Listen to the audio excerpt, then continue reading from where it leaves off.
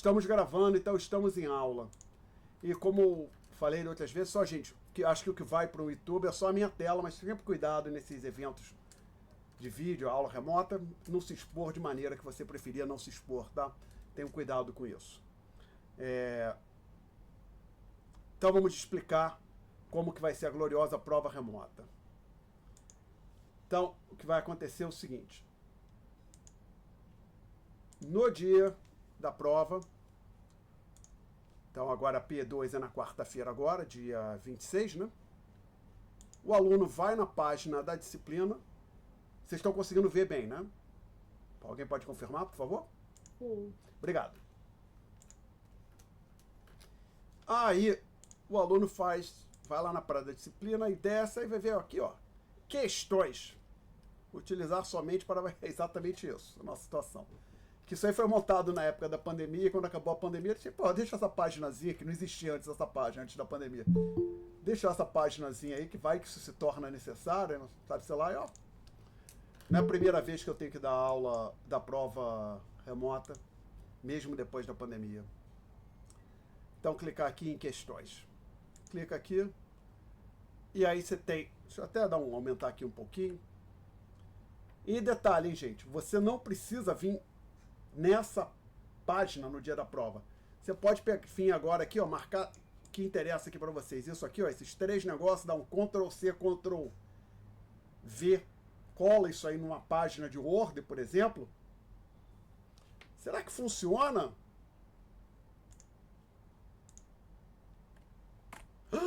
Funciona! Dá para colar lá e deixar salvo, tá? O link, os links. Então, não quero salvar nada, isso aqui. Então, o que é isso aqui? Isso é um link para P2. Já vai vir. Isso é um link para PS. Isso aqui é um endereço alternativo. Por quê? Suponha que no dia da P2 uma coisa aconteça que meu website fique fora do ar. Ah, não tem prova? Não. O aluno vai no link alternativo. Vai ser exatamente o mesmo conteúdo, tá? Agora, importante. Se você não salvar, como eu fiz, todos esses links no seu discorris, nos favoritos, salva ao menos um endereço alternativo. Porque se você não salvar o endereço alternativo, você chegar no dia da prova, o meu site estiver fora do ar, você não vai achar o endereço alternativo. Tá? Está claro para todo mundo? Alguém quer fazer uma pergunta? Então, assim, para a prova não acontecer, vai ser uma coisa do tipo, eu sofri um acidente, tá internado de repente, aí não posso, prova não vai acontecer, porque no dia da prova eu tenho que disponibilizar o arquivo. Aí isso é algo tipo da coisa usual, né? Outra coisa, o meu site sair do ar e o Dropbox sair do ar também. Não deve acontecer. Então, o que tem, só para vocês, o que tem aqui da P2, que é a próxima prova? Vamos clicar. Você clica, abre um PDF. A prova não está aqui. O que vai acontecer no dia e hora marcado para a prova, este arquivo PDF que tem uma folha, uma página, passará a ter duas. A segunda página será a página com as questões. Terá as questões, uma página de questões. Tem um avião passando aqui, desculpe, gente, você também está interferindo. Deixa ele passar. Então, vamos ver se eu consigo aumentar. Não, aqui é Ctrl+C. Quero aumentar aqui, vamos ver se ele aumenta um pouquinho. Aumenta, consigo. Então, observe o seguinte. As questões, e isso aqui, 19 horas, tá? Não é 18h30 que eu vou dizer, 19 horas. A prova vai ter 40 minutos. Dá para fazer, não se preocupe. A prova terá 40 minutos. Tá dito aqui, ó. Termina. Esse aqui é o horário de término da prova. Então, às 19 horas do dia 26, eu vou disponibilizar as questões aqui. Então, vamos ver as regras. O aluno pode consultar o material didático da... importante, hein, gente? Atenção. Presta atenção. Você não tem que logar aqui na sala de aula. Você não tem que ficar com uma câmera te monitorando. Não tem, até pelo seguinte, são 70 alunos, não tem como eu monitorar por vídeo 70 alunos, não tem essa necessidade. O que você tem que fazer é chegar aqui no dia, olhar as questões, preparar as respostas. E já vou dizer, a resposta tem que ser escrita à mão. Digitou no Word, 0. Resposta escrita à mão. É isso que você vai mandar. Como? Vamos ver. Mas a resposta escrita à mão. O aluno pode consultar o material didático da disciplina. Notas de aula, lista, tudo isso. Porém, ele não pode consultar nenhuma pessoa, especialmente os colegas de turma. É absolutamente proibido compartilhar resposta. Ou seja, sobre hipótese alguma, um aluno pode passar suas respostas para um colega ou consultar as respostas de outro aluno. Não pode fazer isso, tá? Se isso for detectado, é 0 para todas as partes envolvidas. E vejam bem, você pode consultar o material didático, pode consultar, vai consultar o que você quiser. Só não pode conversar com outra pessoa e particularmente seus colegas. Não está se pedindo muito de ninguém, tá? Então, não caiam nessa armadilha. Não brinque com isso, gente. Não pode ter consulta de jeito nenhum. Compartilhar vou fazer junto com o meu colega. Não. Você faz na sua casa, ou no seu trabalho, ou trancado num box, que eles chamam, entra no banheiro, abre a portinha, se tranca, faz lá sozinho. Não faz na mesma mesa que o colega, não. Tá? Perguntas? Ok. 2. As respostas. Fala. Eu não sei se o senhor já falou isso, mas são quantas questões que a gente tem que fazer? Vai ser uma questão. Mais à frente eu vou falar sobre isso, tá? Tá certo. Obrigada. Tá. As respostas têm que estar manuscritas, ou seja, escrita à mão. Não tem nada digitado em texto. Vou mandar para o senhor, me dá seu WhatsApp para eu te mandar. Não. Não é assim, não. É desse jeito que eu estou falando aqui, gente. É como se estivesse fazendo na universidade. Papel é o que você escolher, tá? A minha sugestão é só que escolher um papel que quando você for digitar, que você vai ter que trabalhar de digitalizar. Vamos chegar isso mais à frente.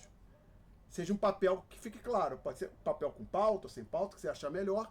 Mas, por exemplo, não pega um papel cheio de estampa, com desenho da Mônica, do Cebolinha, do Snoopy, porque aí pode atrapalhar na hora que você for prejudicar a clareza da foto que você vai tirar, ou do documento que você vai escanear, né? É preciso colocar o nome do aluno de forma legível no topo das folhas contendo as respostas. Tá? Então, você vai preparar vai escrever a sua resposta e, possivelmente, até antes, você já pode deixar o papel de resposta pronto, com seu nome escrito lá em cima, tá? Alguém levantou a mão? Não, que eu vi um clique aqui, não. Então, senão, vamos em frente.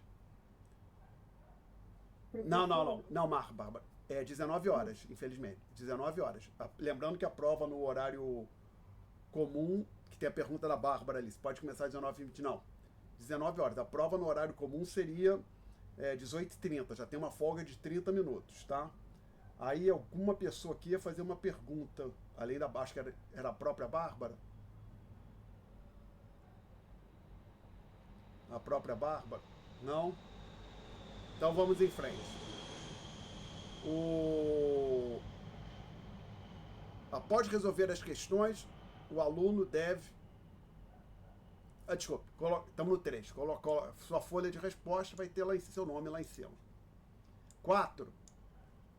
Após resolver as questões, preparar suas respostas, o aluno deve digitalizar suas respostas. Ou vai tirar foto com o celular ou vai usar um scanner. O que o aluno achar melhor, é a critério dele, tá? Como achar melhor. Só tem que ficar algo suficientemente legível, não precisa ser maravilhoso, mas não pode ser horroroso, para que eu possa ler. Encerrada a digitalização, o aluno deve enviar o material que ele digitalizou para o e-mail, para este endereço aqui, importante. Para este endereço. E esse endereço eu uso só para receber resposta de prova, tá? Não uso para mais nada. Até quando deve receber uma resposta automática, recebi o material e não uso esse e-mail para mais nada. Vou mandar um e-mail para ele perguntando se vai ter aula no dia. Não, esse e-mail eu só vou abrir. Devia ter um ano e meio que eu não abri esse e-mail. Eu abri hoje para ver se ele estava funcionando ainda. Tá. Então, evidentemente, você pode agora copiar e colar esse endereço, se quiser botar nos seus contatos, o que você achar melhor.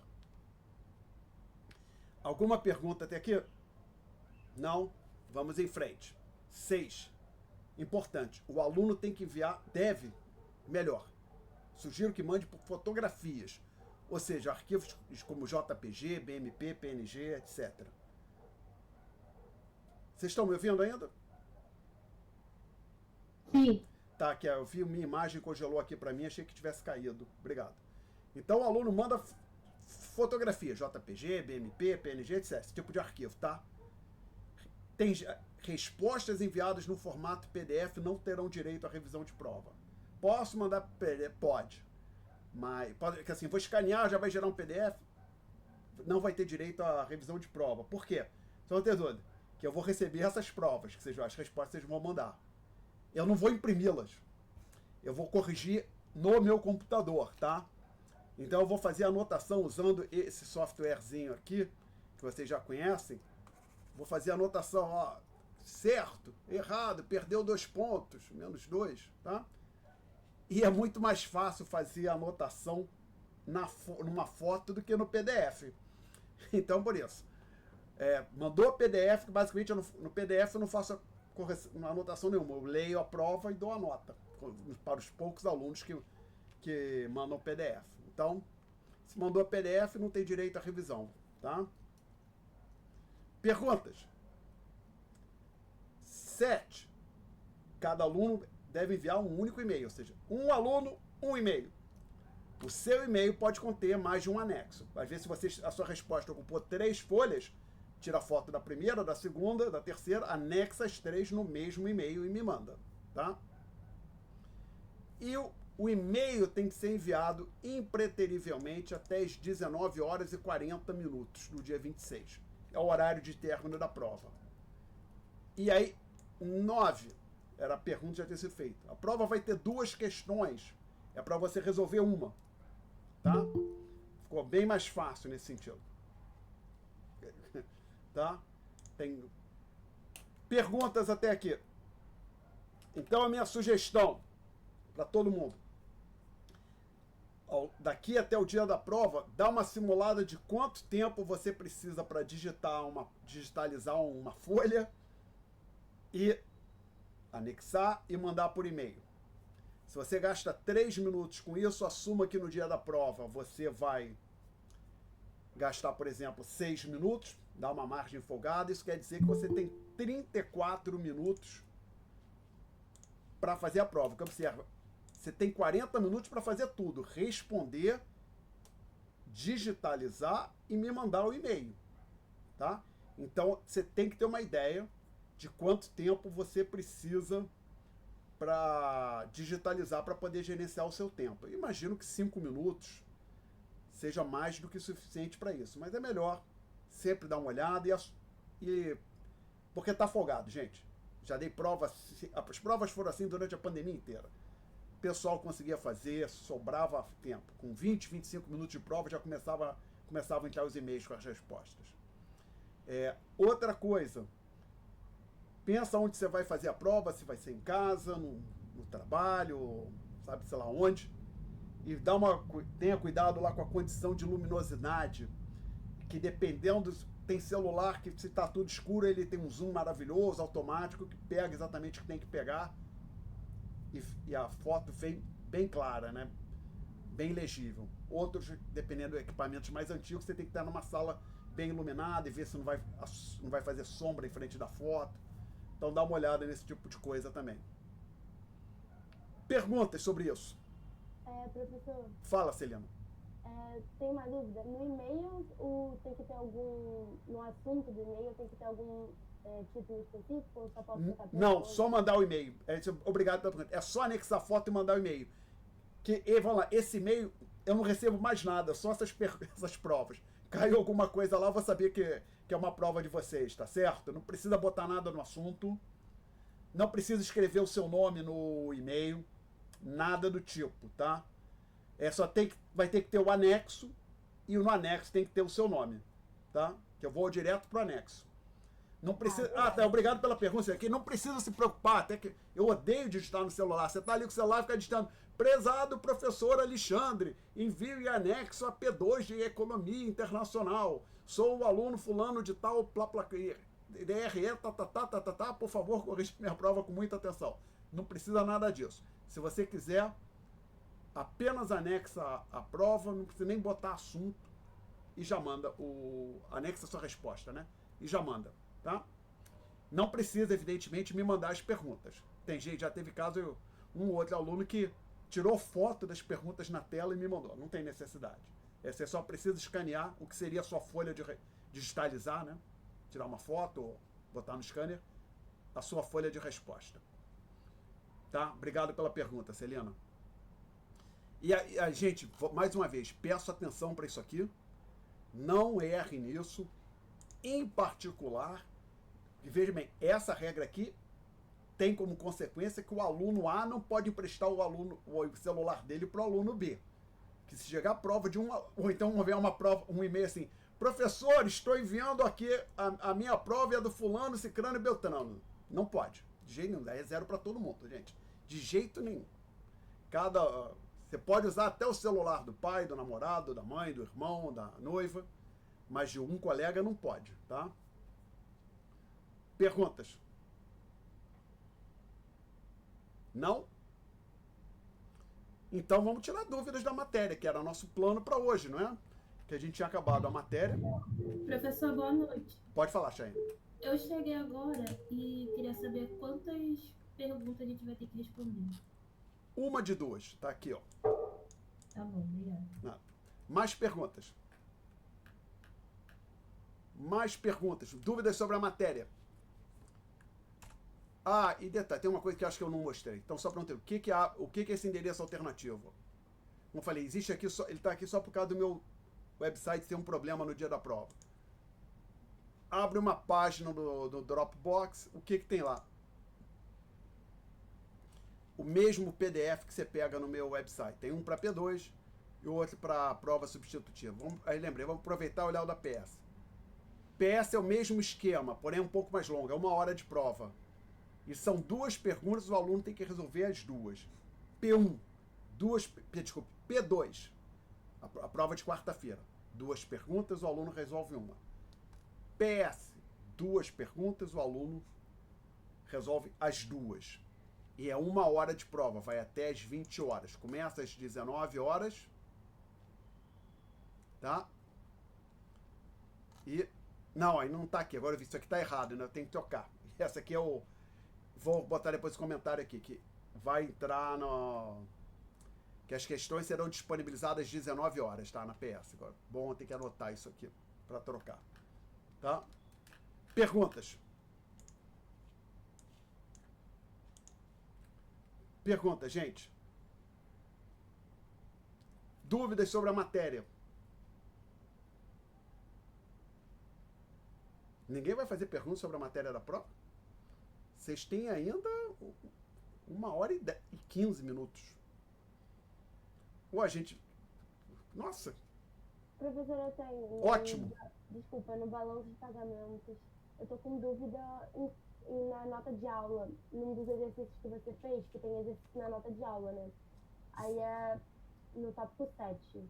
Sim, ok. Deixa eu tentar localizar aqui. Notas. Deixa eu já, peraí, fazer uma coisa aqui. Abrir isso aqui. O leitor de PDF já está aberto. Tópico 7. Obrigado.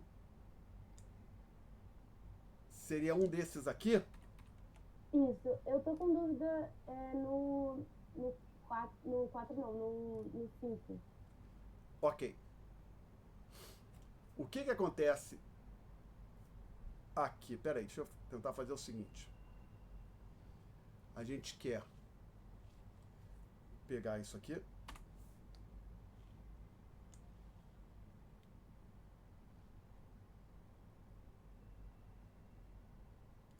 Vou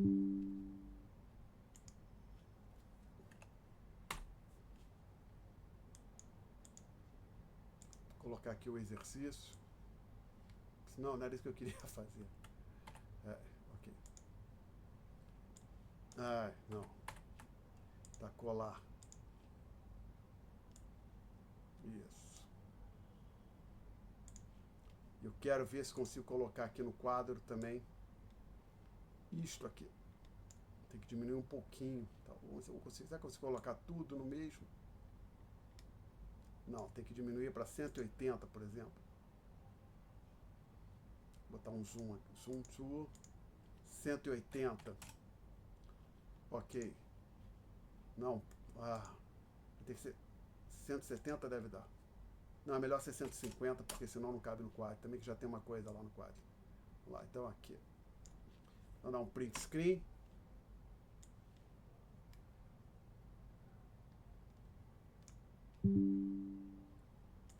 Não, é nesse aqui. Ok, isso aqui é então a estrutura do balanço de pagamentos. Então, o que a gente está dizendo é o seguinte, o Banco Central tinha pego um empréstimo e agora ele vai pagar 50 dólares, ou 50 milhões de dólares, de juros referentes ao dito empréstimo. Lembrando que quando o Banco Central, dinheiro entra em caixa, entre aspas, do Banco Central, a gente faz um registro com sinal negativo. Consequentemente, quando o dinheiro sai, o registro é feito com sinal positivo. Então, o que vai acontecer aqui é que a gente vai ter um lançamento de mais 50 nesse item. Outros ativos de reserva, mais especificamente seriam aqui moedas e depósitos.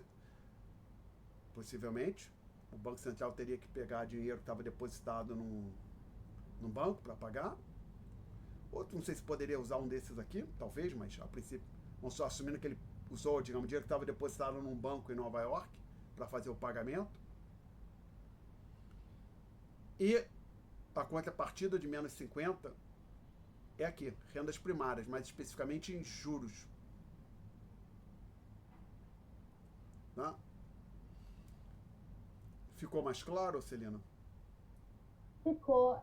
Eu tô com uma dúvida, eu acho que tipo, é geral, sabe, no balanço de pagamentos.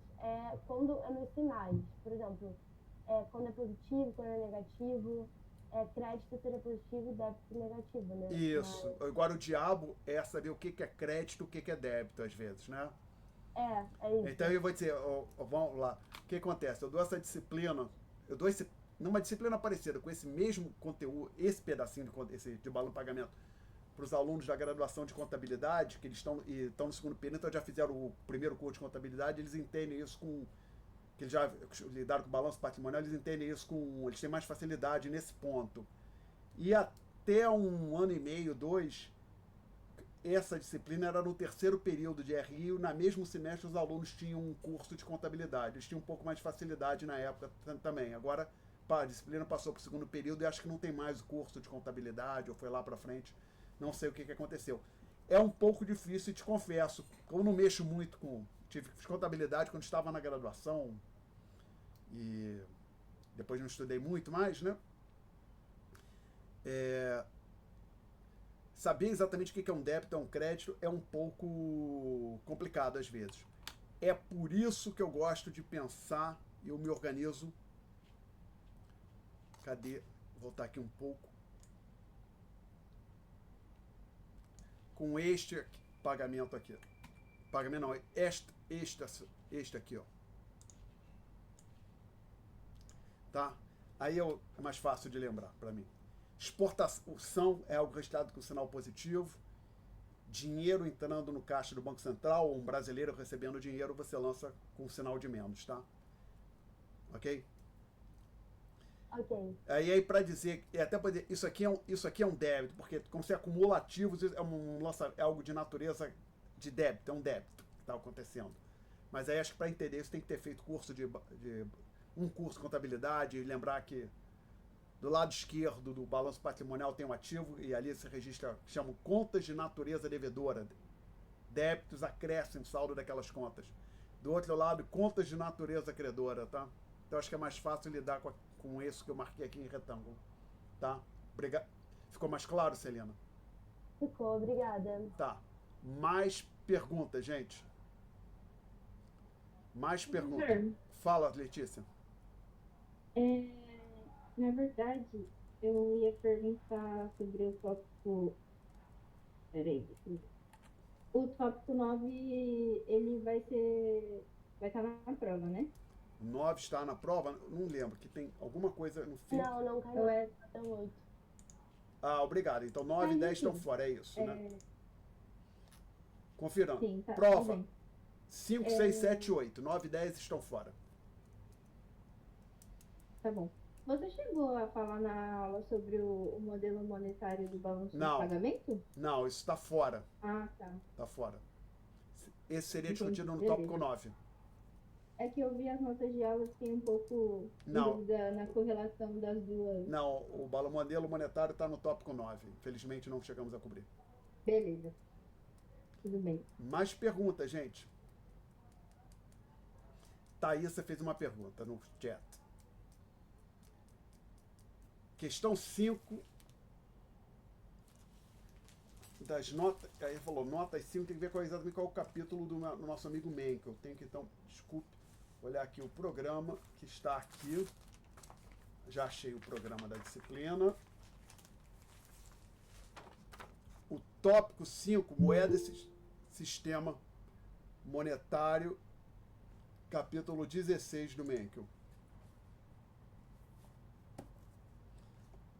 Não, 16 ou 17, Thaís? Tem certeza que é o 17? Então acho que é tópico 6. 17 é o 6.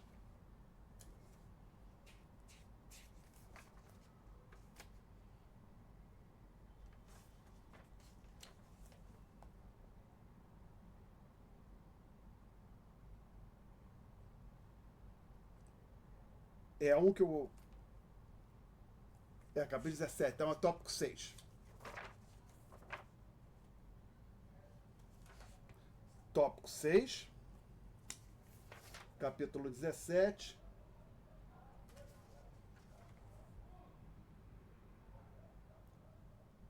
Capítulo 17, problemas e aplicações. Questão 5.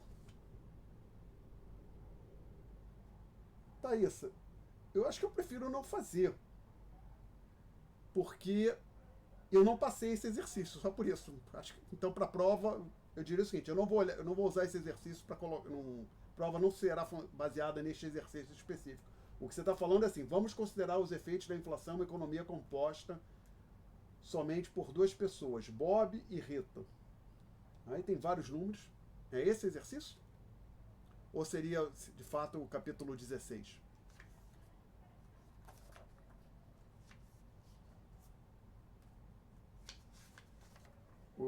A questão 5 do capítulo 16 eu tinha passado. Ok, gente, então... A Thaís ainda tá aí? Às vezes demora um pouco para o pessoal responder no chat. Outra pergunta, gente. Outra... Da lista 8. Lista 8 é do livro ou fora do livro? Não, é adicional. Adicional. Acho que 8 nem tinha livro, né? Se não me falha a memória. Não, acho que é o 7, né? Que não tinha. Não sei. Tá. Então, aí eu tenho que vir para cá. Tem que abrir as listas. Lista 8. Acho que você está falando desta aqui, né, Celina? Isso. Eu fiquei com dúvida na questão 2 e na questão 4. Questão 2. Isso. Vamos lá. Nesta aqui, na questão 2, vou fazer o seguinte. Não é isso que eu quero. Peraí. Primeiro dar um print screen. Aí pegar isto aqui. Aí eu vou vir para cá. Arquivo. Não. Arquivo, botar mais fácil, botar um novo. Arquivo novo. Editar, colar. Então, a Celina fez uma pergunta sobre a questão 2. Aqui a ideia é que você chamado que a gente discutiu em sala, taxa de câmbio cruzado, tá? Taxa de câmbio cruzadas. E isso funciona como física no ensino médio, que você cancela as unidades. Mas lembra, a lógica não é essa. A gente teve uma discussão em sala sobre oportunidades de arbitragem Então a ideia, dada a taxa de, como está aqui no livro, a taxa de câmbio euro-dólar e a taxa de câmbio libra-dólar, se você tem essas duas, isso na prática te define a taxa de câmbio euro-libra, tá? Porque se não for igual, a taxa de câmbio euro-libra não for a razão das outras duas, tem a possibilidade de alguém ganhar dinheiro do nada, simplesmente comprando e vendendo uma das moedas simultaneamente. Isso não pode ser uma situação sustentável, duradoura. Rapidamente esse tipo de oportunidade é dissipado. Então, basicamente, você tem a taxa de câmbio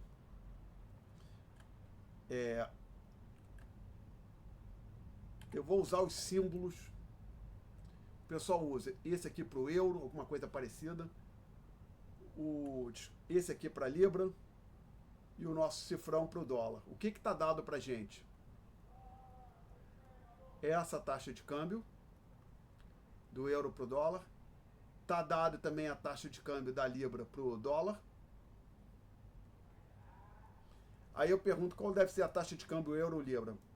Se eu não estiver confuso, basta dividir esta por aquela, esta primeira aqui pela segunda. Vamos ver se eu tenho razão.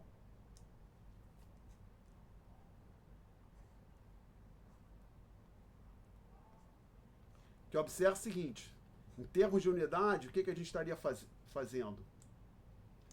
Seria algo que é euro por dólar, multiplicando seria o recíproco, dólar por libra. Vai cancelar dólar com dólar, você vai ter então euro como resultado, a unidade vai ser euro por libra, que foi o que eu pedi, tá? E só para não ter dúvida, se eu tivesse tirado aqui libra por euro, bastaria usar a primeira questão, achar o recíproco. Então o que a gente precisa fazer é dividir esta taxa de câmbio por aquela ali. Então vamos pegar a taxa de câmbio euro-dólar, que é 1,25, dividir pela taxa de câmbio da libra para o dólar, que é 0,5. Então, na verdade, é multiplicar por 2. Vocês estão falando de 1,25 dividido por 1/2, que é 1,25 vezes 2, 2,50. 2,5 como resposta final. É isso? É essa a resposta do gabarito? Não me lembro. Você chegou... sim. Tá? Ficou mais claro, Celina? Ficou, obrigada. Tá, então, só um minuto. Aqui pode pensar como se fosse lidando com unidades em física no ensino médio. Mas lembra, a lógica não é cancelar as unidades. Teve uma discussão bem mais sofisticada do que olhar para as unidades em aula sobre as oportunidades, sobre a oportunidade de arbitragem. Essencialmente, que dada esta aqui e esta senhora aqui, se a taxa de câmbio do euro para a libra não for esta aqui, alguém vai poder ganhar dinheiro comprando e vendendo uma dessas moedas aqui. Tá? Perguntas? Mais perguntas? Mais perguntas. Vocês têm ainda aproximadamente 1 hora para tirar dúvida, gente. Ou até mais, se tiverem bastante Professor, dúvida. Fala, Juliana. eu queria saber a questão, que o senhor explicasse a questão 2 da lista 7. 2 da lista 7. 7 é o balanço de pagamentos, né? Não é isso? Isso. Tá. Então vamos lá, vou abrir um... Fala, Letícia, ia falar? Não, é que eu tava com dúvida na mesma questão que ela, é sobre os pagamentos mesmo. Tá.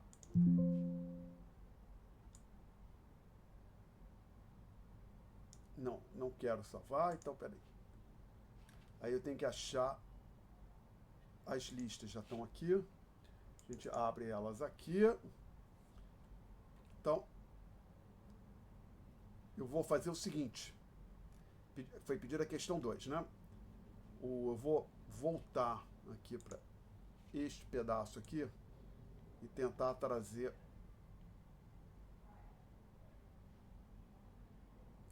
Não, vou tentar nem colocar no quadro e ver se eu acerto isso. A gente ia discutir. Então aqui tem a estrutura geral do balanço de pagamentos, tá? Nas notas de aula, a gente tem que ter uma ideia disso. E lembrar que na conta corrente, entram itens como exportação, importação de bens e serviços, rendas. Tem a parte chamada conta capital, conta financeira e remissões. E lá embaixo, uma propriedade importante que quando você soma tudo aqui, você obtém um zero no fim. Tá? Somando tudo, você tem que ter um zero. Então vamos ver quais são as informações que a gente tem aqui no exercício. Vou dar tentar levar o exercício para o quadro.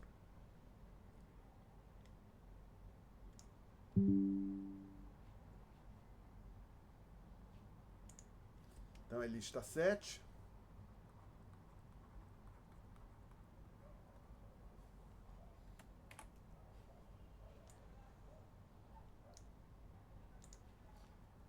Ok. Eu vou então usar cores aqui. Ver se eu não me enrolo. Vou tentar usar azul para calcular saldo em conta corrente. Nem sei se foi pedido, mas tentar separar. Ah, não. Conta corrente já está dado ali. Tá, mas tudo bem. Saldo dos investimentos. Bom, separei aqui em azul. Vamos lá. O que eu tenho aqui? Ó? Isso aqui faz parte da conta corrente. Isso aqui faz parte da conta corrente. Isso aqui é o próprio saldo em conta corrente, tá? Os outros itens, todos eles não são da conta corrente, ficam fora. Então, possivelmente, eu já posso calcular o saldo da balança comercial, tá? Então, eu vou usar isso aqui, ó.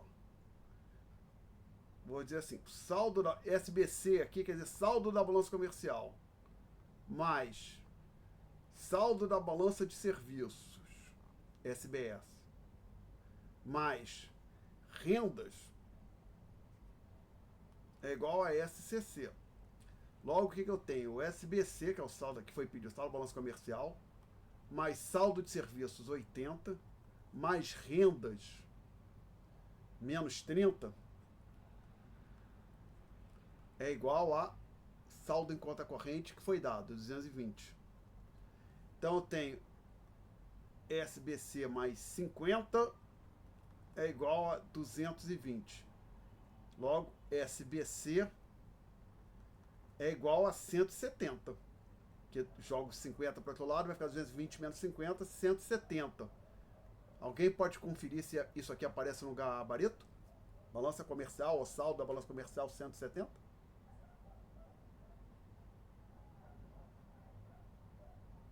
Isso, tá certo. Tá, obrigado. Vamos agora, então, esse item aqui a gente fez. Já dá para fazer, inclusive, tem outro aqui que nem precisava ter feito nada. Agora que eu me dei conta. Ou quase nada. Tem que lembrar já também, vou deixar em azul, que a poupança externa é igual ao saldo em conta corrente com o sinal invertido. Então, de cara, a poupança poderia ter sido a primeira coisa a ser feita. É menos 220.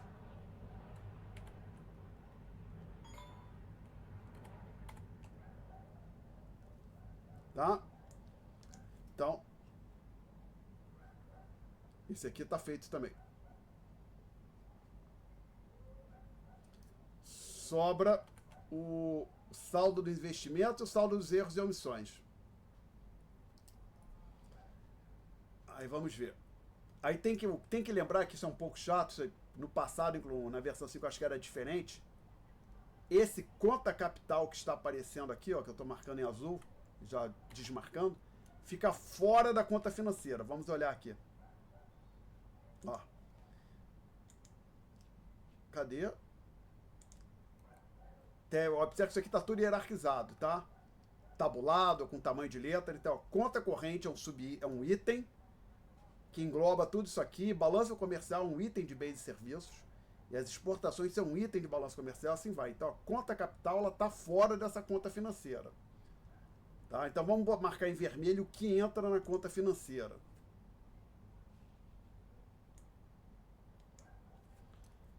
Isto aqui entra na conta financeira, isto aqui entra na conta financeira, isto é a própria conta financeira. Então eu vou botar aqui esses SIN, vai saldo de investimentos, mais derivativos, mais ativos ATR, ativos de reserva, tem que ser igual ao saldo da conta financeira. Então, saldo dos investimentos é o que foi pedido, é a nossa incógnita. Derivativos, 50. Ativos de reserva, menos 100. Saldo da conta financeira, menos 240. Então, saldo dos investimentos é menos 100 ali, é menos 50.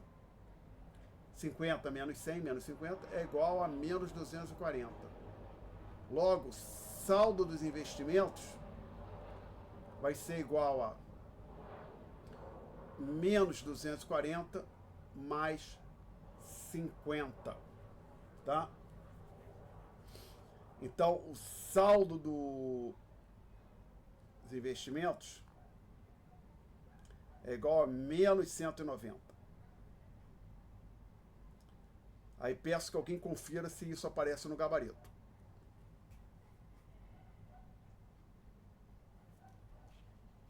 Aparece ou eu errei?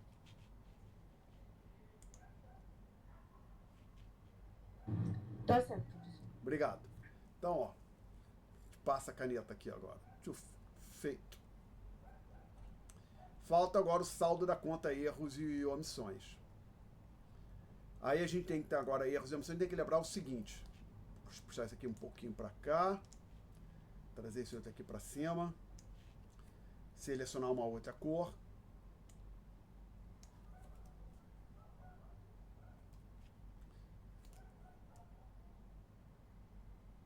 Deixa eu puxar esse aqui um pouco mais para cima, bem aqui para cima. Aqui.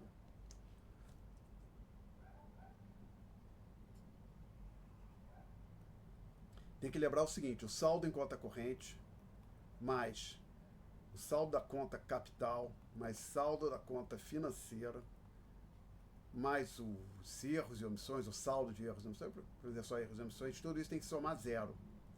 Conta corrente está dado para gente, 220. Ah, olha só que coisa chata, hein?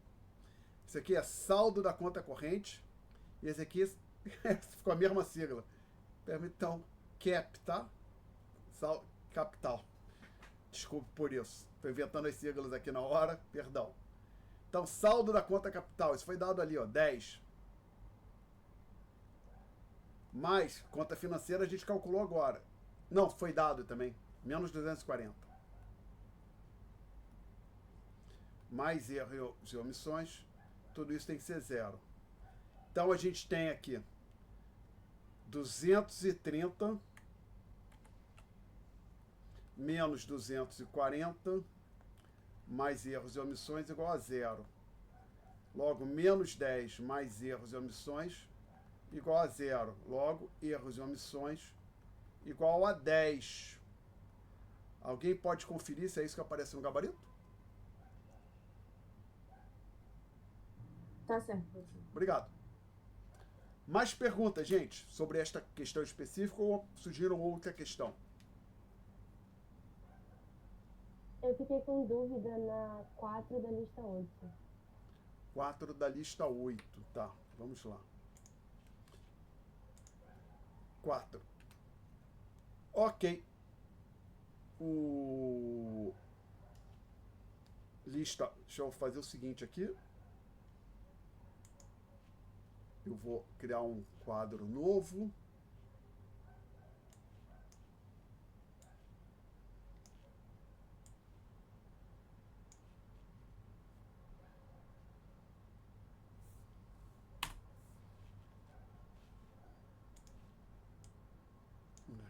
Tem que ser novo. Não consigo apagar esse. Novo. Não quero. Então, lista 8.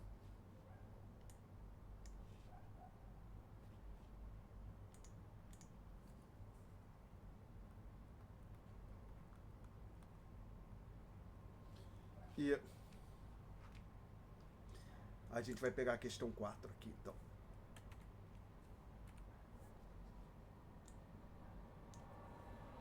Não, print screen.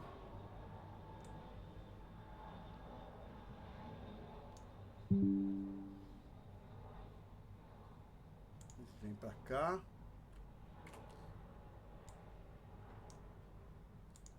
Então a gente começa aqui. É aquele modelo para determinação da taxa de câmbio, dada as duas taxas de juros no Brasil e no exterior, e a expectativa para a taxa de câmbio um passo à frente. Ou o valor da taxa de câmbio um passo à frente. Aqui a gente coloca X, lembrando X são taxas de retorno. Aqui no eixo vertical, taxa de câmbio nominal. Vai ser uma QADR. Então vamos colocar aqui a taxa nominal de juros no Brasil na situação inicial, representado por essa reta vertical. Aí aquela curva decrescente que nós chamamos de curva F.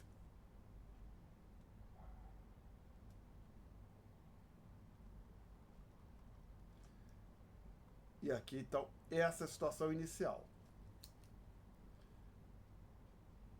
A queda em R, estamos dizendo o seguinte, vai ter um valor menor. Antes era R1, um valor menor que eu vou chamar de R2. Aqui é a esquerda do R1. Traça uma nova reta vertical. Acha um novo ponto que eu vou chamar de A2. E acha o valor de equilíbrio do E2. Conclusão, tivemos um ΔE positivo. Ou seja, a taxa de câmbio aumentou em valor. Por exemplo, passou de R$4 por dólar para R$5 por dólar. Isso quer dizer que nós temos uma desvalorização, uma depreciação da moeda doméstica. Tá? Perguntas?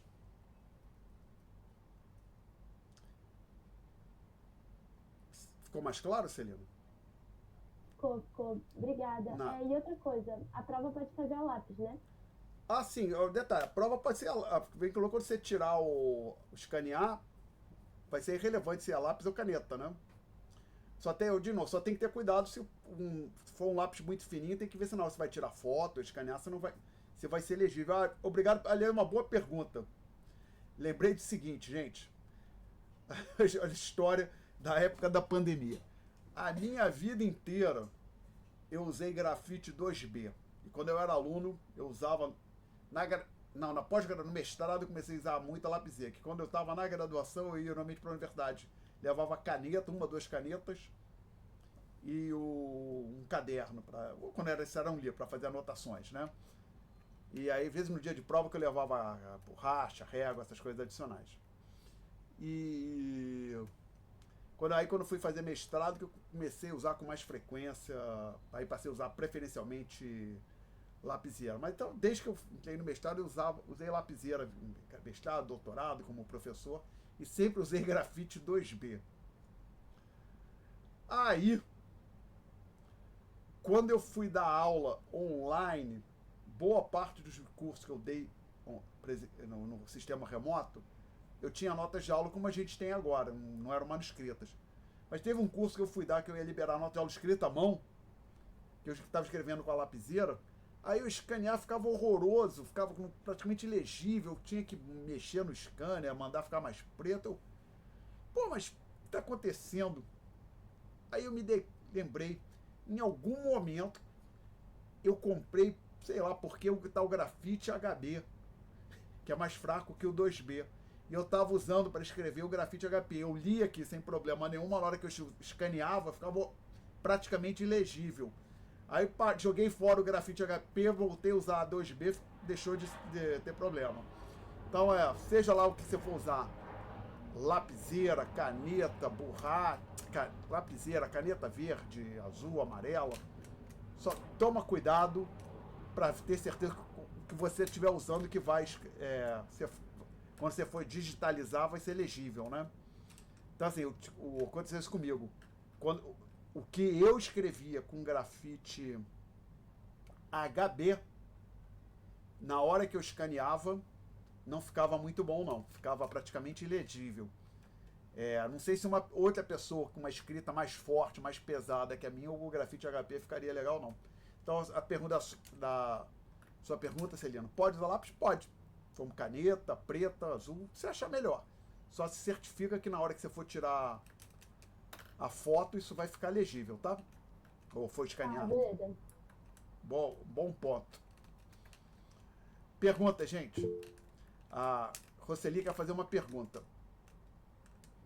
Professor, sobre o tópico 8, a taxa de câmbio futura, ela vai ser, se no caso ela sofrer uma queda ou uma ascensão, vai equiparar a taxa de câmbio presente? Vai ser sempre igual? Não tem esse pressuposto, não.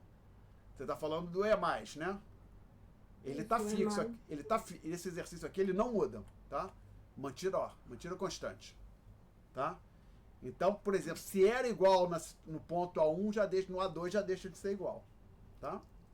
Porque se o E+ mudar, esta curva aqui tem que mudar de posição. Mexeu no E+, você tem que mexer nessa curva aqui.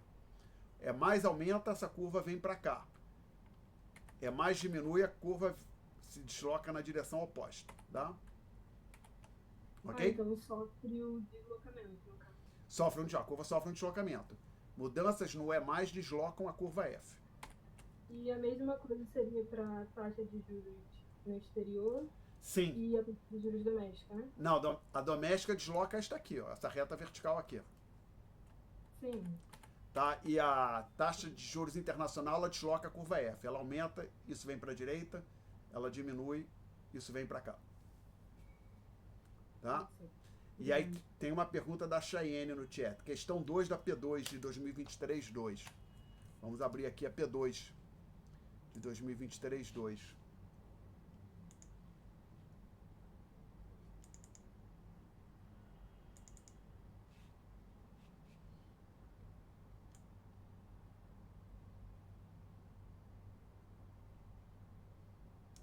Esse é P1.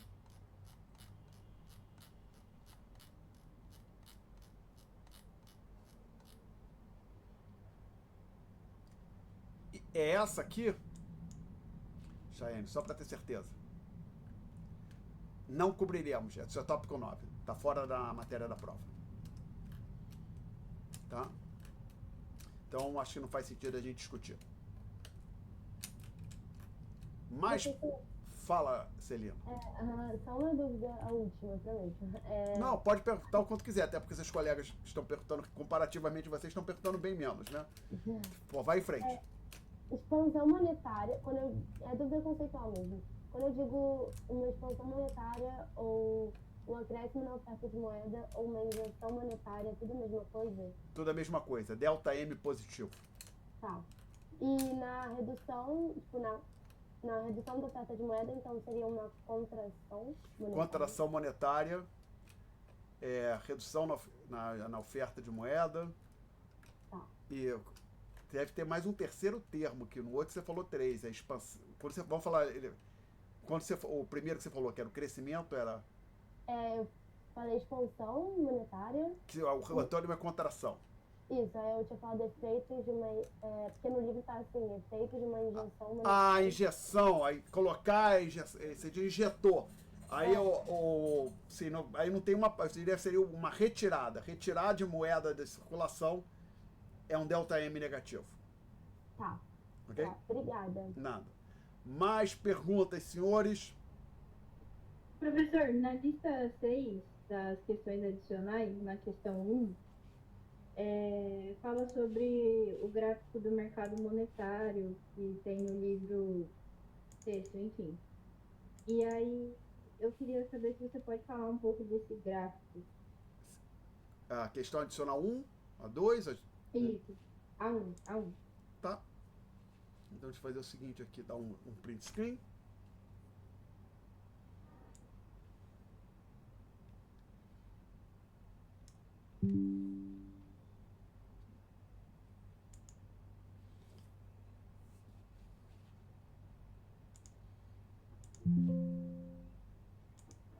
Editar, colar. Então, a gente está falando desse gráfico aqui.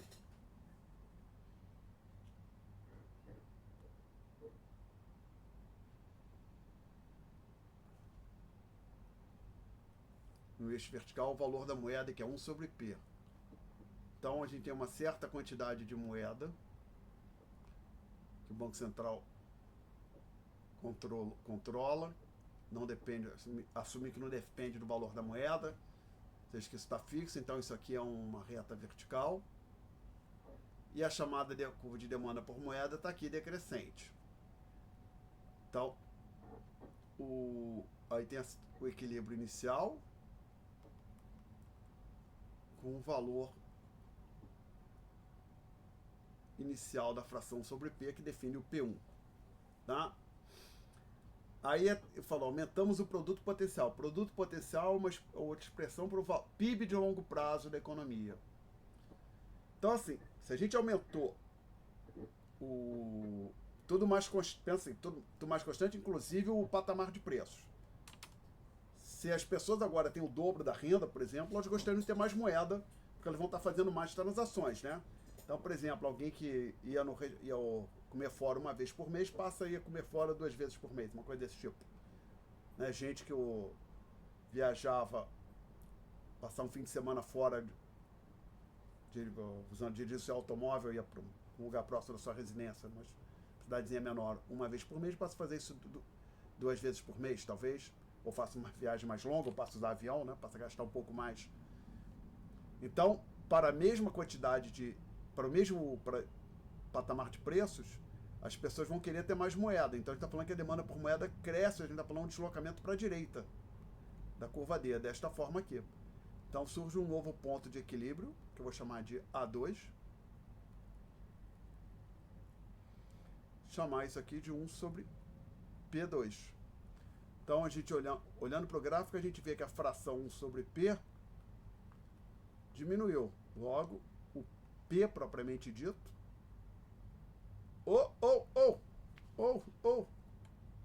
Não. 1 sobre P aumentou, né?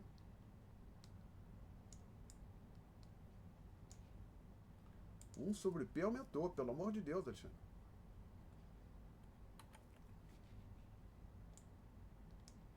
Um sobre P aumentou. Tinha colocado menor que 0 ali. Consequentemente, o P diminuiu. Tá? Mais perguntas. O que significa eu não sei, isso na resposta eu acho que não precisa saber, mas o MS, esse M elevado a S aí. Não é elevado, esse S é um superescrito, né? Que nem aqui é um subscrito, S é um quer dizer, quantidade de moeda ofertada. Que às vezes no gráfico talvez eu tenha colocado com uma M barra, pode variar um pouco a notação de um gráfico, de um exercício para o outro, tá? O S vem da palavra em inglês supply, que é a nossa oferta, tá? Então, a quantidade de moeda ofertada pelo Banco Central. Tá? Tá, obrigada. Nada. Mais perguntas, gente? Mais perguntas? Celina, mais uma pergunta. Ou você parou? Não fique acanhada.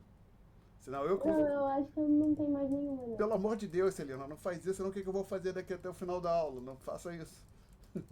Então vamos lá, Celina já tirou todas as dúvidas. Os demais alunos, por favor, não me deixem embaraçado aqui. Eu tenho que ficar aqui trabalhando, gente. Tem que ficar aqui até 8h10 tirando dúvida. Temos aí 34 minutos de dúvida. Professor, caso você peça uma questão semelhante a essa na prova, é importante a gente fazer o gráfico e explicar que nem você explicou, né? Sim. Então, para não ter dúvida, a mesma regra da prova anterior. Toda pergunta que envolve um gráfico, a resposta correta tem 2 pedaços, o gráfico propriamente dito e a necessária explicação, tá? Tá. E nessa explicação, eu vou falar, obviamente, na resposta por escrito, no texto, os sinais, sabe? P1 é maior que P2 e tal. Você precisa que a gente coloque do lado do gráfico também ou não precisa? Só no texto tá bom? Do lado do gráfico? Eu desenho o gráfico, aí eu escrevo, sei lá, 1 sobre P1 é maior que 1 sobre P2. Aí no texto eu explico também. Você precisa que eu escreva 2 vezes? Isso eu não preciso. Eu diria o seguinte, se você o teu texto tiver bem, vou marcar aqui em preto o que é essencial na resposta, tá? Isso aqui tem que aparecer na resposta, tá? O que está circular dentro do círculo, essa figura preta aí, interior. Se o gráfico se a explicação do gráfico está muito bem feita, esse símbolo, esse aqui, desnecessário, tá? Tá bom. Deixa eu ver, olhar. Isso aí essa questão não tem em alguma prova antiga, não? Ou alguma questão parecida? Deixa eu ver o que eu fiz aqui. Essa aqui é parecida. Deixa eu ver o gabarito dessa. Tá aqui, ó. Eu não coloquei do lado, tá? Só uma dúvida. Quando eu escrevo isso aqui completo, é que no meu OV não precisa colocar mais nada, tá? O gráfico e essa explicação aqui. Tá? Então, ao invés de colocar delta 1 sobre P maior ou menor que 0, eu botei, olha, 1 sobre P2 é menor que 1 sobre P1. Logo, P2, concluímos que P2 é maior que P1, tá? Ok? Ok. Ah, lembrei de uma coisa. Atenção, hein? Todo mundo aí que estava dormindo aí, ou já brincando com gatinho, com cachorro, prestem bastante atenção. E temos aí uns 15 alunos, se vocês quiserem ser generosos para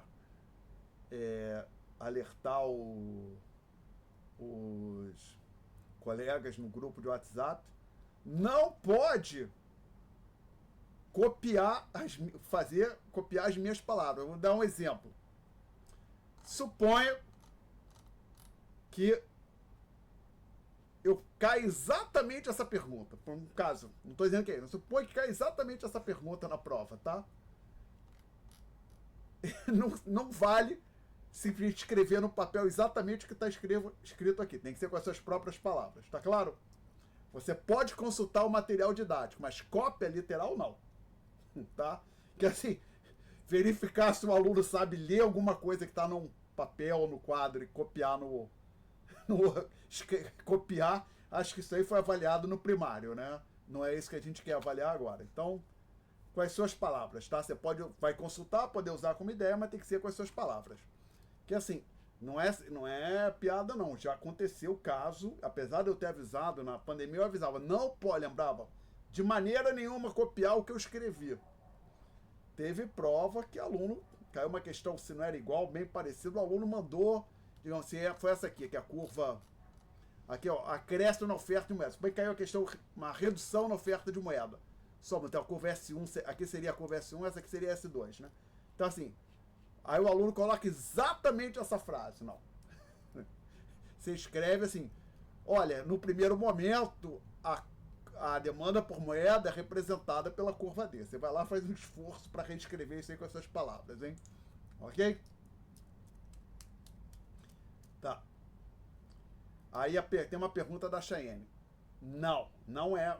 A Cheyenne perguntou, acréscimo no produto potencial da economia é a mesma coisa que acréscimo na oferta de moeda? Não é. Acréscimo no produto potencial da economia quer dizer que o PIB mudou. Quando a gente mexe com a oferta de moeda, a gente mexe com esta curva aqui, ó. Curva S. Conforme está no gráfico. O acréscimo no produto potencial, no caso, o crescimento do produto potencial, faz com que a curva D se desloque para a direita, que foi o que a gente fez aqui, ó. A curva D foi para a direita. Então não é a mesma coisa, são coisas bem distintas. Mexeu na oferta de moeda, a gente mexe com esta curva aqui, a curva S. A mudança no PIB potencial, ele desloca a curva D. Ela desloca a curva D. Mais perguntas? Professor, você pode fazer a questão 4 da P2 de 23.1? Posso.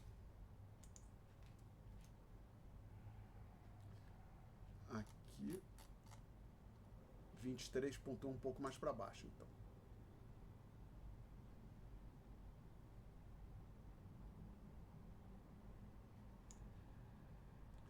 Não, essa aqui a gente não vai fazer porque é o tópico 10, tá? Perfeito, tá vendo? Inclusive, só para não ter dúvida, observa que quando no tópico 10, que a gente trabalhou, olha, se você for lembrar, a gente trabalhou com este gráfico aqui, a parte de cima. Ó, eu não estou conseguindo escrever, mas dá para ver, né? Ah, aqui eu consigo. A gente trabalhou com esta parte aqui, né? No tópico 10, esse gráfico ganha um complemento embaixo. Ele não chegou a fazer, tá? Eu lamento por isso. Então, essa pergunta 4 tá fora, não cai na nossa prova. Perfeito, obrigada, professor. Nada. Mais uma pergunta, por favor. O professor da P2 de 2023, então, que faz parte do que a gente estudou é a 1 e a 2, né? 1 faz parte, 2 faz parte, 3 e 4 estão fora. Tá falando Você desta pode prova fazer a aqui. 2? Tá falando dessa aqui, né? Aham. Tá. Aí você tem uma dúvida nesta aqui. Aham, isso aí. Tá. Então vamos lá. Porque tem uma dessa parecida também, se eu não me engano, que você fez o exemplo, só que era dos Estados Unidos, enfim. Estados Unidos? Acho que não. É exatamente. Em uma das, Tem uma outra. Não, vamos em lá. uma das listas de exercícios. Tá. Eu só tenho que achar. Isso aqui a gente está falando da página 342 do livro-texto, que tem uma seção chamada Moeda e Preços durante 4 hiperinflações. Não sei se vai aparecer aqui. Não sei. Vocês conseguem ler o que aparece aí ou está invertido? Dá para ler? Mais ou menos. Ups, acho que não fica muito bom não, mas é a página 342 do livro-texto, a seção Moeda e Preço durante 4 hiperinflações. Aí ali, inclusive, a gente chegou a discutir em aula, tem esses 4 gráficos aqui, um para cada um daqueles países, um para a Áustria, um para a Hungria, um para a Alemanha e um para a Polônia, tá? Vamos ver o que eu disse. Elabore um texto breve, texto de 10 a 20 linhas. Então, só para não haver dúvida, quando eu vou corrigir esse tipo de questão, eu não começo contando o número de linhas. Esse 10 a 20 linhas é uma sugestão. Então, assim, se eu sugerir de 10 a 20 linhas você escrever 2 páginas inteiras, talvez possivelmente vai estar excessivamente longo, poderia ser mais sucinto. Você escreveu só 4 linhas, possivelmente você vai estar omitindo alguma coisa importante, tá?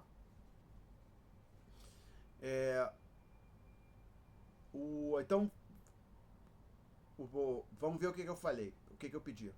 Elabore um breve texto discutindo o fator determinante comum. Fator determinante comum. Ah, todos os países são europeus. Não, não é isso. 3 deles foram derrotados na Primeira Guerra, né? Áustria e Hungria faziam parte do Império Austro-Húngaro. Alemanha foi derrotada, não. Polônia, nem me lembro qual era a situação dela na Primeira Guerra. Que lado estava, não sei exatamente o que estava acontecendo com a Polônia. Bom, mas... Então, não, se for olhar no texto, no livro-texto, o fator comum era o crescimento da quantidade de moeda, ou seja, expansão da oferta monetária, tá? Inclusive é o que aparece, fica evidente quando você olha para aqueles 4 gráficos que eu tinha colocado aqui. Estou mostrando de novo. Então, fator comum. Crescimento da oferta de moeda. Como os países conseguiram dar fim ao problema em questão? Quando eles conseguiram controlar a quantidade de moeda, ou seja, a quantidade de moeda parou de crescer ou passou a crescer de forma muito mais vagarosa, tá? Aí vamos dar uma olhada no gabarito. Então vamos lá, determinante comum, crescimento da oferta e quantidade de moeda. Fim do problema, quantidade de moeda se estabiliza. Aí eu digo, para mais detalhe, dá uma olhada na seção tal do livro. Apesar de isso não ser necessário para a obtenção da pontuação integral na questão, idealmente você mencionaria que esse crescimento que aqui existia acontecia porque o governo estava se financiando com a emissão de moeda, tá? Perguntas?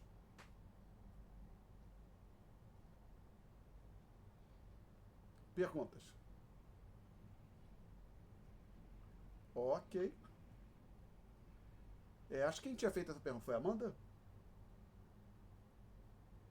Não, não fui eu não, Bruno. Não, tá. Foi outra. Foi a Letícia, talvez. Isso, foi a Letícia. É. Foi eu mesmo. Ficou mais claro, Letícia? Ficou assim, professor. Eu achei que confundi, porque na tela que aparece aqui pra mim, que aparecem uns nomes aqui num canto, a Amanda tá na mesma coluna que a Letícia, uma linha acima. Também não tem problema. Tá. No livro eu consigo mais detalhes, né, sobre essa Sim. questão. Sim. Tá Basicamente, certo. tá? Mais perguntas, gente? Professor, você pode fazer a 2 da 23.2? Vamos ver.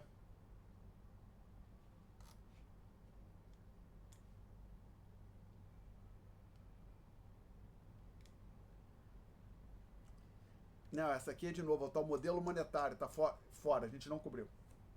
Tá? Ok, Amanda? A 4 é matéria que a gente falou, né? A 4 eu não me lembro se caiu na P1 ou caiu agora, não me lembro. Eu tenho que conferir aqui. Não, taxa de redesconto a gente falou. Eu acho que não caiu isso na P1 não, professor. Não caiu, não. Deixa eu olhar. Tópico 4, isso. 5 é onde a gente 5, que é o tópico que cai na prova agora, é quando fala em taxa de redesconto, tá? Então, isto aqui é a matéria da prova de quarta, tá? E aí vocês querem discutir essa questão? Pode ser, professor. Então, vamos lá. A ideia esse é P2 2023-2.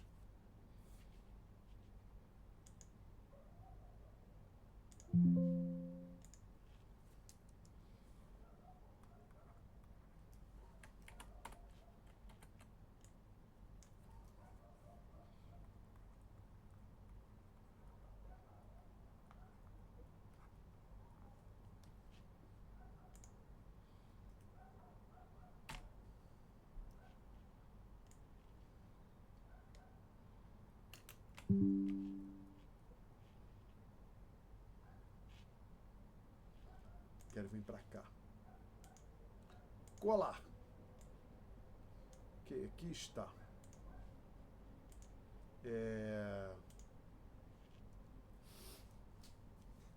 Elabore um breve texto de 10 a 20 linhas discutindo como uma redução da taxa de redesconto pode levar a uma expansão monetária. Então, a gente tem que lembrar aqui do seguinte.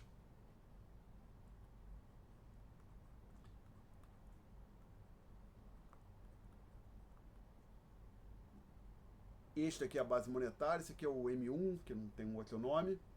A gente quer discutir como que uma redução da taxa de redesconto pode fazer com que este M1 cresça o valor disso aqui.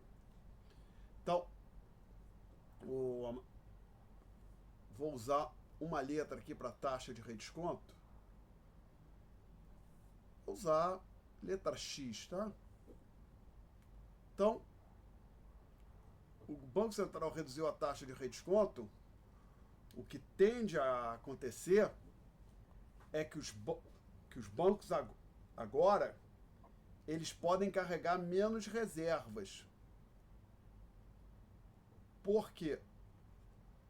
Em termos como fração dos depósitos, tá? Ou seja, essa razão pode ser reduzida. Lembra que a gente tinha chamado essa razão em aula de R. Por quê? Lembre que a taxa de redesconto é a taxa que o Banco Central empresta dinheiro para os bancos. Um banco que tiver com poucas reservas, ele pode pedir dinheiro emprestado para o Banco Central. Usualmente o banco não quer fazer isso porque essa taxa normalmente é um pouco elevada. Então é melhor não fazer isso. E como é que o banco pode reduzir a chance dele bater na porta do Banco Central pedindo dinheiro emprestado? Carregando bastante reservas.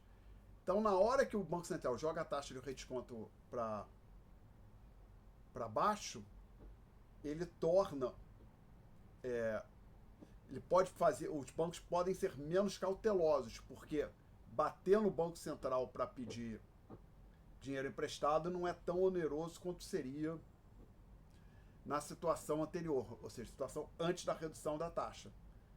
Então, os bancos podem fazer o que chama a redução da sua razão de reservas.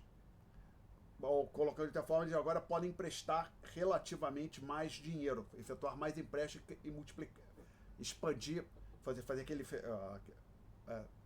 intensificar aquele processo de multiplicação da quantidade de moeda que a gente discutiu em sala e no livro. Logo, essa redução do delta X tende a fazer com que haja a redução do X, como o delta X menor quiser, tende a fazer com que haja um crescimento do Mzinho. E aí, isso tende a fazer com que o M cresça, o M1 cresça. Dado M0, o crescimento do Mzinho puxa o M1 para cima, tá? Ok? Tá bom. Uhum. E até, deixa eu ver o que eu botei aqui no gabarito. Eu digo assim, olha, isso aqui eu escrevi no quadro, e aqui, ó, M é uma função decrescente de R, ou seja, tem uma relação negativa do multiplicador monetário e com essa razão de reservas. Aí eu digo o seguinte, a redução da taxa de redesconto tende a fazer com que os bancos reduzam as suas razões de reservas, e tende a ocorrer uma queda nesse sujeito. O decréscimo em R leva a um crescimento de M e, consequentemente, um crescimento do M1. Perguntas? Perguntas, gente? Não? Então, enquanto vocês estão pensando se vão tem mais perguntas? Vocês estão pensando em vão trazer mais perguntas? Lembrei do seguinte. Se alguém tiver interesse na vida do Barão do Rio Branco, outro dia assisti um vídeo interessante no YouTube. Escutei. Que o vídeo do sujeito é com baixíssima produções, é basicamente o cara falando. Um historiador chamado Paulo Resutti, que escreveu uns livros sobre Dom Pedro I, Dom Pedro II, Imperatriz Leopoldina. E ele tem um canal no YouTube, ele coisa de um mês e meio, ele divulgou um vídeo sobre o Barão do Rio Branco. Deixa eu ver se eu acho aqui. Eu gostei, muito interessante, umas coisas lá sobre a vida do Barão do Rio Branco que eu não sabia. Paulo Resutti. Com 2 E's e 2 T's, eu acho. Vamos ver se eu acerto. É esse aqui. E agora esse dia... Ops, não. Ele colocou um sobre o Joaquim Nabuco, que também foi diplomata, mas não foi tão bem sucedido quanto o Barão do Rio Branco, né? Então, tá aqui. Você entra nos vídeos, já tem aqui o vídeo sobre o Barão do Rio Branco. Pouco menos de 40 minutos. Não sei se tem lá novidade para os senhores, mas depois podem ir lá conferir, ver se vale a pena alocar o tempo dos senhores para isso. Um grande brasileiro, o Barão, falecido Barão do Rio Branco, né? Aí surgiu uma pergunta nova, excelente. Chayene dos Santos, questão 4 da P1 2023-2. Não é essa aqui?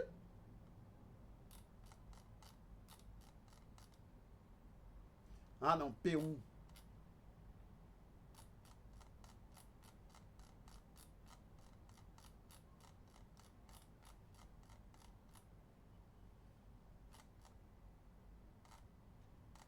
P1 2023-2. Questão 4. Isto aqui não é matéria da P2 não, Chayene. Foi essa aqui, essa não é matéria da P2. Né?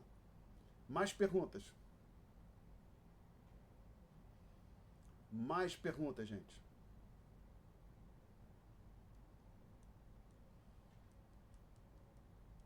Mais perguntas?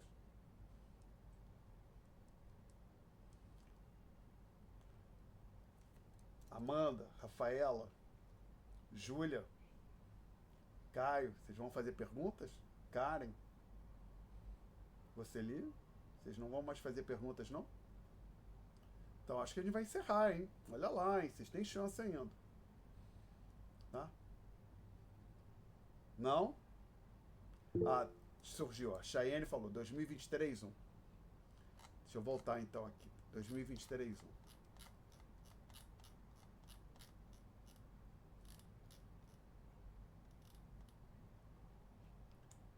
Essa aqui é a que a gente acabou de discutir. Então eu imagino que seja da P1. Que você vai colocar P1, né? É algo similar. Cai, também é matéria da prova agora. Então, de novo.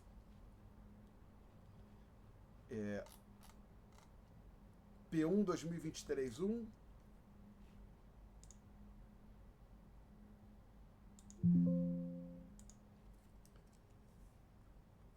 P1 2023/1.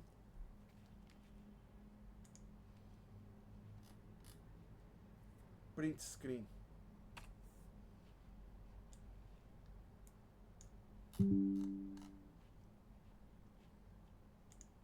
É a mesma lógica daquela outra que eu tinha discutido. Ops, não era isso que eu queria. Fiz errado. Dei um zoom sem querer. Eu queria arrastar. Ah, não quero. Quero arrastar aqui. Isso. Ok. Então a lógica é a mesma. Tem que lembrar que M1 igual a M vezes M0. E que M e R há uma relação decrescente entre eles. Então, vou marcar aqui em vermelho ponto. Na hora que acontece isso que eu estou marcando aqui em vermelho, isso aí é o mínimo, razão de reserva mínima que o Banco Central exige que os bancos mantenham. Então, o que o Banco Central tem a expectativa que ocorra é o seguinte: na hora que ele reduz o mínimo, aquilo que os bancos estão trabalhando com, que é o R, que tem que ser maior ou igual que o mínimo, também vai cair, tá? Então, na hora que o Rzão cai, dada essa relação decrescente, o M aumenta. Esse aumento do M faz com que o M1 aumente, tá? Perguntas? Perguntas? Mais perguntas, gente? Não? Então acho que a gente vai parar por aqui, hein? Vocês vão me dispensar mesmo? Se ninguém levantar uma pergunta aqui nos próximos 10 segundos, eu vou encerrar a atividade.